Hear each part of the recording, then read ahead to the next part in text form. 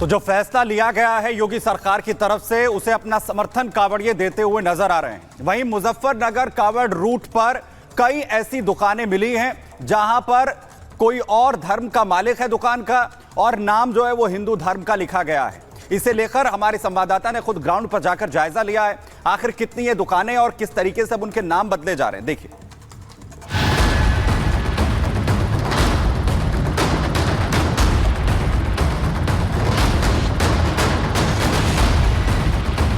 तिरंगा tea stall, day night cafe, 5 star canteen. क्या कोई नामों को पढ़कर बता सकता है कि ये दुकानें किसकी है? यहाँ खाना कैसे बनता है?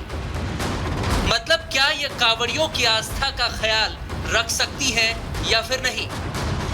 सिर्फ नाम से तो कोई नहीं कह सकता, मगर सही पहचान उजागर हो तो शायद कुछ क्लियरिटी मिल सकती है, क्योंकि नाम कुछ और होता है और दुकान किसी और नाम से चलती है।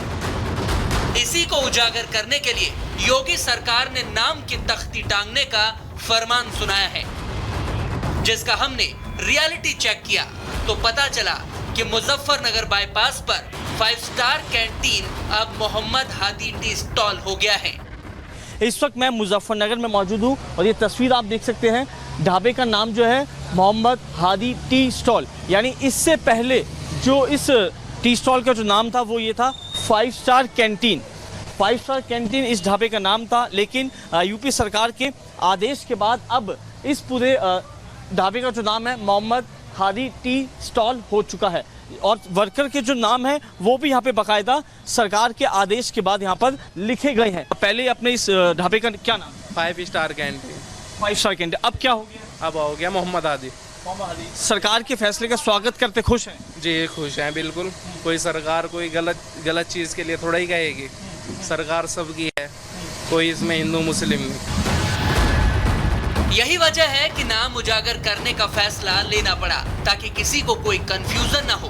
अब एक और मामला दिखाते हैं जिसमें ढाबे का नाम बदला गया है। पहले इस ढाबे का नाम डे नाइट कैफे था, लेकिन अब शमीम सैफी टी स्टॉल हो गया है। यानी पहले नाम से कंफ्यूजन था और अब क्लियर हो गया है। यहाँ पे ये तस्वीर ऊपर की तरफ देख सकते हैं, डे नाइट कैफे था, लेकिन सरकार के आदेश के बाद अब यहाँ पे लिखा गया है शमीम सैफी टी स्टॉल। जी हाँ, ये आगे की लिस्ट भी दिखाना चाहूँगा जो यहाँ पे वर्कर काम करने वाले हैं। मेरे विजय सरील एक बार नज़दीक से आके दिखाएं। शमीम सैफी टी स्टॉल, मालिक का नाम शमीम सैफी, सहयोगी का नाम निखिल कुमार, कारीगर का नाम राकेश, कारीगर का नाम दीपक, वर्कर चेतन। हमारे जो क्षेत्र अधिकारी हैं, जो हमारे मंसूरपुर एसओ साहब हैं, उन्होंने कहा भाई ये ऑर्डर है, ये चीज़ें क्लियर करो, तो बस उनका आज्ञा का पालन किया, ऐसे क्लियर करा। तिरंगा टी स्टॉल अब अफान भाई की दुकान बन चुकी है। टी स्टॉल मालिक ने टी स्टॉल के बाहर अपने नाम के साथ साथ काम करने वाले लोगों के नाम और उनके फोटो भी लगा दिए हैं।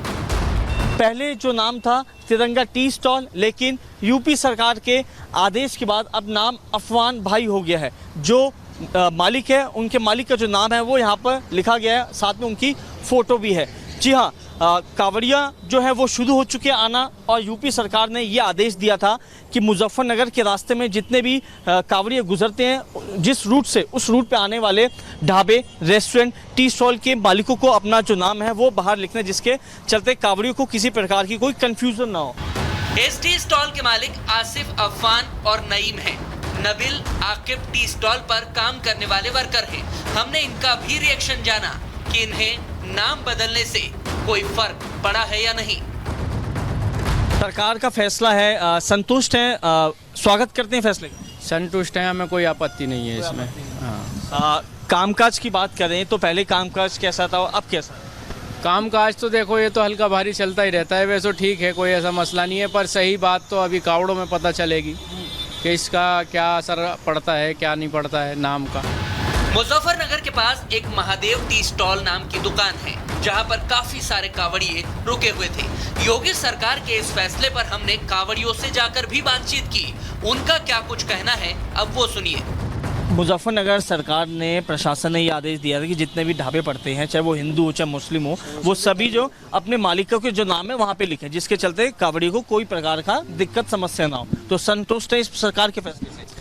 ये संतोष है, ये तो बढ़िया अपने अपने भोलों की सेफ्टी के लिए है, ये सही है बिल्कुल, इसमें कोई आपत्ति नहीं है, अपनी मर्जी से ना लिखवा सकता है। हिंदू पे डटे हैं जी हम तो। अच्छा, हाँ जी, मुस्लिम पे ना डटे। कभी कभी रुके तो कोई किसी प्रकार की कोई बदतमीजी, कोई ऐसा तो देखने को नहीं मिलता? कोई दिक्कत नहीं हुई जी। कोई दिक्कत नहीं। हरिद्वार और रुड़की रोड से भी हमने ग्राउंड रिपोर्ट तैयार की और रियलिटी चेक किया कि सरकार के आदेश का कितना अमल हो रहा है और ग्राउंड पर क्या कुछ निकलकर सामने आ रहा है। देखिए, ये चौहान जी हैं, इस ढाबे के मालिक, और ये इनकी फोटो सामने लगी हुई है। चौहान जी, आपकी फोटो लगवा दी गई है? जी, ये प्रशासन का और शासन का दोनों का आदेश था। और कल भी हमारी मीटिंग थी सीओ साहब के साथ, उन्होंने भी आदेश दिया था। उन्होंने रूट का डाइवर्जन भी बताया था और कहने लगे भोलों के साथ व्यवस्था भी ठीक की जाएगी, ये था। अभी QR कोड लगा दिया आपने, ये सब लगा दिया? जी, वो आदेश तो मानना मशहूर हो गया, आदेश तो मानना पड़ेगा शासन का। मुरादनगर में तो QR कोड स्कैन करने पर नाम पता चलता है, यानी दुकान किसकी है। हमारे सहयोगी ने वहां से एक रिपोर्ट भेजी है, ये रिपोर्ट देखिए। और अब आप ऊपर देखेंगे कि प्रोप्राइटर विशाल चौधरी अब यहाँ पर लिख दिया गया और मोबाइल नंबर इसके नीचे लिखा हुआ है। तो कहीं ना कहीं अब जो एडमिनिस्ट्रेशन निर्देश दे रहा था उसको लेकर जो लोकल दुकानदार है वो भी काम करते हुए नजर आ रहे हैं। भाई साहब, क्या नाम है आपका? अरुण कुमार। अरुण जी, ये क्या आपने आज ही लगाया है, इसमें अपना नाम जोड़ा है, आज ही जोड़ा या पहले से जुड़ा हुआ था? नहीं, आज सुबह लगाया। आज सुबह ही। क्या रीजन है इसके पीछे? क्या एडमिनिस्ट्रेशन ने बोला आप लोगों को कि प्रोप्राइटर जो दुकान चला रहे हैं उनका नाम डाला जाए? नहीं, किसी ने नहीं बोला, अपने मर्जी से किया है।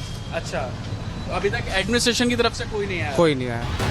एक फैसले से काफी चीजें साफ हो रही हैं। पहचान के साथ ही मकसद भी पता चल रहा है, क्योंकि कई लोग अपना असली नाम और पहचान छिपाते हैं, जिससे उनका धंधा तो चलता है मगर दूसरों की आस्था पर आंच आती है। बस यही नहीं होना चाहिए। नाम बताओ, दुकान चलाओ, कोई रोक थोड़ी रहा है। Bureau report, Republic Bharat. नमस्कार, आप देख रहे हैं देश का नंबर 1 चैनल रिपब्लिक भारत। आपके साथ मैं हूं सुमित चौधरी। इस बुलेटिन मेरे साथ मेरी दो सहयोगी पूरिता और साथी प्रियंका भी होंगी। सबसे पहले बात कर रहे हैं दिल्ली में अरविंद केजरीवाल की सेहत को लेकर हो रही राजनीति के बीच अब आम आदमी पार्टी के बड़े नेता और राज्यसभा सांसद संजय सिंह ने उन्होंने कहा है कि अरविंद केजरीवाल की सेहत को लेकर खिलवाड़ किया जा रहा है। संजय सिंह का कहना है कि साजिश हो रही है अरविंद केजरीवाल के खिलाफ। केजरीवाल के साथ कोई भी अनहोनी हो सकती है, ये बड़ी बात कह रहे हैं संजय सिंह। आपको बताएं, संजय सिंह का कहना है कि केजरीवाल की जिंदगी के साथ खिलवाड़ हो रहा है और जेल में केजरीवाल को मारने की साजिश हो रही। ये मेडिकल रिपोर्ट बताने के लिए काफी है कि अरविंद केजरीवाल के साथ कोई भी अनहोनी घटना किसी भी दिन जेल के अंदर घटित हो सकती है।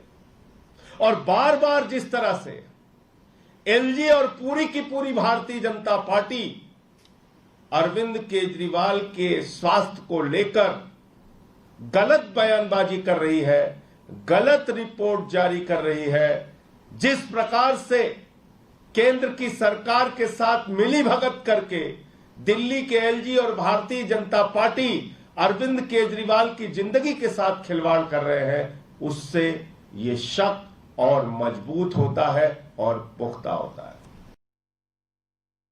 3 महीने पहले जब चुनाव थे दिल्ली के अंदर, तब भी इन्होंने कोशिश की थी कि सेहत के साथ खिलवाड़ हो रहा है, तिहाड़ जेल के अंदर जान से मारने की कोशिश की जा रही है, इंसुलिन नहीं दी जा रही। अब क्या कह रहे हैं कि उनका शुगर लेवल डाउन हो रहा है। मैं सवाल पूछना चाहूँगा संजय सिंह और इनके तमाम जो आम आदमी पार्टी के नेता हैं, दिल्ली का तिहाड़ जेल किसके अंडर में आता है? दिल्ली का तिहाड़ जेल जो है वो दिल्ली के जो प्रशासन है, दिल्ली के मुखिया अरविंद केजरीवाल के अंडर में आता है। और दूसरी बात, ये खाना कहाँ से आ रहा है? अरविंद केजरीवाल के घर से आ रहा है। तो यानी कि अगर कोई आप जो आरोप लगा रहे हैं, अगर मैं आपके आरोप को मानूं भी, तो साजिश कहाँ से हो रही है? आपके परिवार से हो रही है, आपके घर से हो रही है। क्यों हो रही है मुझे नहीं मालूम। और चलिए इसी खबर पर ज्यादा जानकारी ले लेते हैं। लोमस हमारे साथ जुड़ चुके हैं। लोमस, कल आतिशी ने आरोप लगाया और आज संजय सिंह का बयान सामने आया। आखिर किसके ऊपर ये आरोप लगाया जा रहा है? आखिर ये क्यों कहा जा रहा है बार बार कि मारने की कोशिश हो रही है अरविंद केजरीवाल को?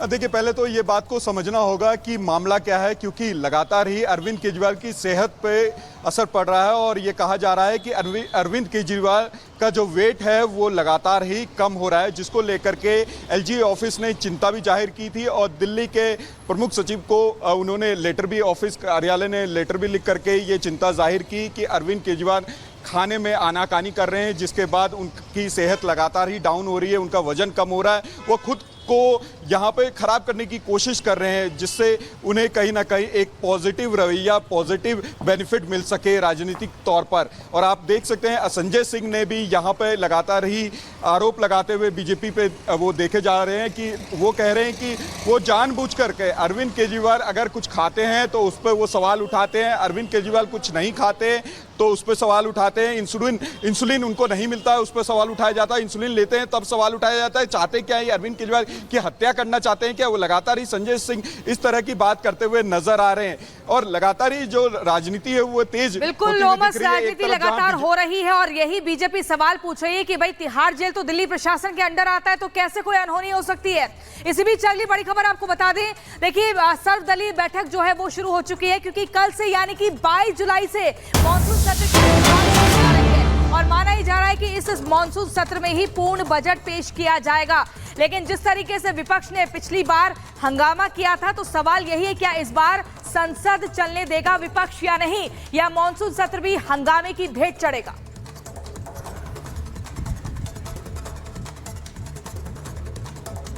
तो लाइव तस्वीरें आप देख रहे हैं। मॉनसून सत्र को लेकर सर्वदलीय बैठक शुरू होने जा रही है और खबर मिल रही शुरू हो चुकी है। इसमें एक ठोस रणनीति को लेकर चर्चा हो रही है कि कैसे जब बजट पूर्ण बजट पेश किया जाएगा तो विपक्ष उसे शांति से सुने, हंगामा ना करे। अब ये देखना होगा कि सत्ताधारी पार्टी की क्या कुछ रणनीति होती है, क्योंकि 22 जुलाई से मॉनसून सत्र शुरू हो रहा है और ठीक उसके अगले दिन पूर्ण बजट पेश किया जाएगा। तो पहला ये पूर्ण बजट होगा 3.0 मोदी सरकार का और सर्वदलीय बैठक आज बुलाई गई है मॉनसून सत्र को लेकर। तैयारियां, क्योंकि इससे पहले जब सत्र संसद का चला जिसमें जमकर हंगामा विपक्ष की तरफ से किया गया था, समन्वय बनाने की कोशिश इस सर्वदलीय बैठक के जरिए होगी, जिससे तमाम काम जो है उन्हें पूरा किया जा सके। गणेश हमारे सहयोगी हमारे साथ यहां पर जुड़ रहे हैं। गणेश, क्या कुछ सर्वदलीय बैठक को लेकर जानकारी है, क्या कुछ तैयारियां होंगी इस बार? देखिए, सर्वदलीय बैठक जहां तक है शुरू हो चुकी है। सर्वदलीय बैठक के अंदर सरकार की सबसे पहली प्राथमिकता होगी जो संसद का जो बजट सत्र हो, यानी क्यों कहे कि मॉनसून सत्र है, वो पूरी तरीके से सुचारू रूप से चल सके। 12 अगस्त तक ये सत्र चलना है। सबसे बड़ी चुनौती होगी सरकार के सामने, क्योंकि विपक्ष सरकार को नीट के मसले को लेकर घेरेगा। रेल में जिस तरीके से लगातार हम देख रहे हैं जब से सरकार का गठन हो रहा है, आए दिन रेल दुर्घटना हो रही है, उस दुर्घटना को लेकर घेरेगा। हाल ही में जिस तरीके से हमने देखा नेम प्लेट को लेकर यूपी और उत्तराखंड सरकार ने जिस तरीके से नेम प्लेट को लेकर इस तरीके से लेकर आया है कि दुकानों के बाहर आपको नाम लिखना होगा, बताना होगा, इन विषयों को लेकर सरकार को घेरेगी। साथ ही विपक्ष का कहना है कि सदन के अंदर हम महंगाई, बेरोजगारी, इन तमाम मुद्दों को लेकर भी घेरते हुए नजर आएंगे। अब सरकार की प्राथमिकता होगी कि किस तरीके से जो बजट का सत्र होगा उसे पूरी तरीके से सुचारू रूप से चला सके, कि किसी भी तरीके से कोई व्यवधान न पैदा हो, बजट पूरी तरीके से आसानी से पारित हो सके। आज इसी वजह से सर्वदलीय बैठक बुलाएगी और एक तरीके से जब सदन का सत्र होता है, एक तरीके से ये कार्यशैली रहती है कि पहले सर्वदलीय बैठक बुलाई जाती है, सभी पार्टियों के नेताओं को एक तरीके से उन्हें बताने की कोशिश की जाती है कि हम ये काम करेंगे, इस दौरान आपका साथ चाहिए होता है, तो इसीलिए एक तरीके से सर्वदलीय बैठक बुलाई जाती है। अब जहां तक रही बात, कल से जिस तरीके से जो बजट सत्र शुरू होगा, कल आर्थिक सर्वे पहले पेश किया जाएगा, उसके बाद 23 तारीख को बजट पेश किया जाएगा।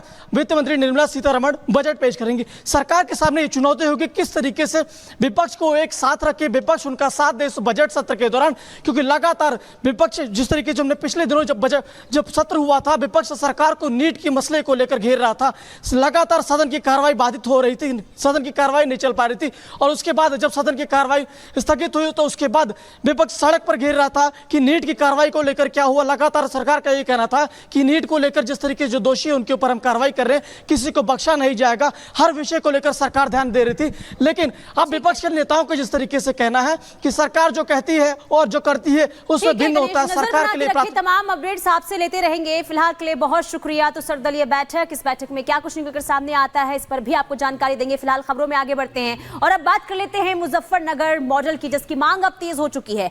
आपको बता दें कि पहले मुजफ्फरनगर में कावड़ मार्गों पर जिस तरीके से ये कहा गया कि दुकानों पर जो है नाम मेंशन कर, अब इसकी मांग जो है बाकी राज्यों में भी शुरू हो चुकी है। तो कावड़ियों ने की है योगी के फैसले का स्वागत। अब कावड़ी